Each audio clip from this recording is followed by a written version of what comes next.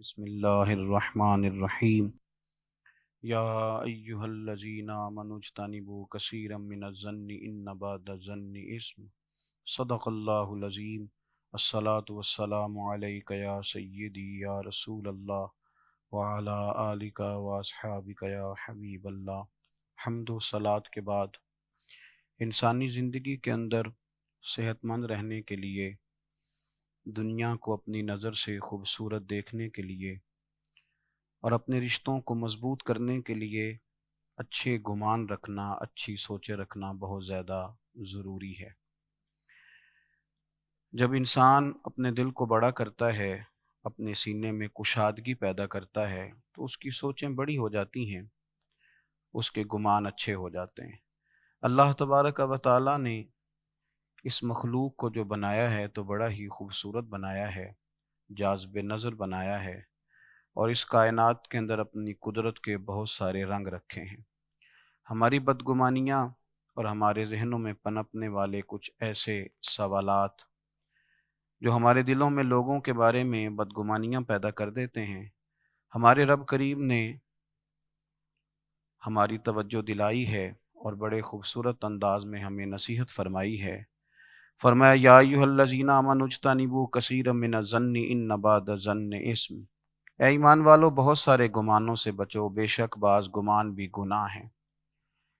کسی بھی چیز کو جب آپ دیکھیں تو کوشش کریں کہ اس میں اچھائی کا پہلو تلاش کیا جائے، خوبصورتی کو ڈھونڈا جائے، اور کائنات کے خوبصورت رنگوں سے اور خوبصورت لوگوں سے محبت شروع کی جائے۔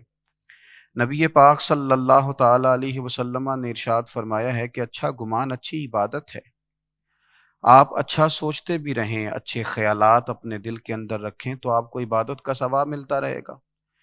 اپنے گمان کے مطابق جن چیزوں کو بعض اوقات ہم سوچتے ہیں وہ ویسی ہوتی نہیں۔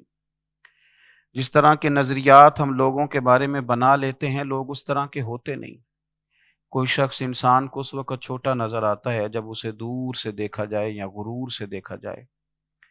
حضرت بشر حافی رحمۃ اللہ تعالی علیہ بغداد شریف میں ننگے پاؤں چلتے تھے۔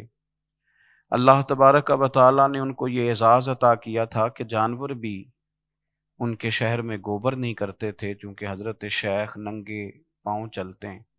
سارا ہی شہر ان کی عزت کرتا تھا، لیکن ایک تاجر کہتا ہے مجھے شیخ اچھے نہیں لگتے تھے۔ وجہ یہ تھی کہ وہ جمعے کی نماز تو ادا کرتے، لیکن سنتیں اور نفل پڑھے بغیر ہی گھر تشریف لے جاتے۔ ایک دن میں نے سوچا کہ معلومات تو کروں، آخر شیخ کہاں تشریف لے جاتے ہیں۔ بہت سارے لوگ مجھے کہا کرتے تھے کہ تم ان کے بارے میں اچھا گمان کرو۔ تاجر کہتا ہے حضرت جمعے کے فرائض کے بعد جب نکلے تو میں ان کے پیچھے ہو گیا۔ انہوں نے ایک دکان سے کباب خریدے، پھر ایک دکان سے نان لیے، تو میں نے ایک اور بدگمانی معاذ اللہ پیدا کر لی۔ میں نے کہا شیخ کو بھوک نے ستایا تھا، جبھی انہوں نے سنن اور نوافل چھوڑ دیے۔ لیکن حضرت وہ چیزیں لے کے ایک جنگل کی طرف بڑھے۔ تھوڑی ہی دیر کے بعد ایک مکان آیا جس کا دروازہ جب آپ نے کھولا تو میں حیران رہا کہ ایک فالج زدہ مریض چارپائی پہ لیٹے ہیں۔ حضرت نے اندر داخل ہوتے ہی اپنی پگڑی کھول کر پانی میں ڈبو کر ان کا منہ دھویا، اور پھر پہلا لقمہ توڑ کر جب ان کے منہ میں رکھا تو ساتھ ہی فرمانے لگے کہ جمعہ تھا، مجھے آنے میں دیر ہو گئی، اب مجھے سنتیں بھی ابھی پڑھنی ہیں، نوافل ادا کرنے ہیں۔ وہ شخص کہتا ہے میں اس قدر زیادہ کانپا اس بات کو سن کے، میری بدگمانیوں کے سارے گھروندے ٹوٹ گئے، اور شیخ جب کھانا کھلا رہے تھے تو وہ بوڑھے بیمار شخص اپنی چارپائی پہ بولے، کہنے لگے بشر کب تک آؤ گے؟ مجھے تو اپنے بھی چھوڑ گئے، 14 سال ہو گئے ہر روز تم میرے لیے کھانا لاتے ہو۔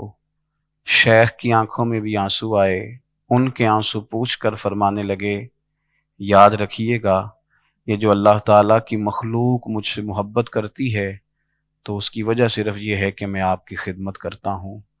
تاجر کہتا ہے شیخ باہر تشریف لائے تو میں غور سے ان کا چہرہ دیکھتا تھا، میری نظریں ان کے قدموں پہ جھکتی چلی جاتی تھیں، اور میں سوچتا تھا کہ جس شخص کی جس بات کو میں اپنی بدگمانی کے طور پر عیب سمجھتا تھا وہ تو خوبی نکل آئی۔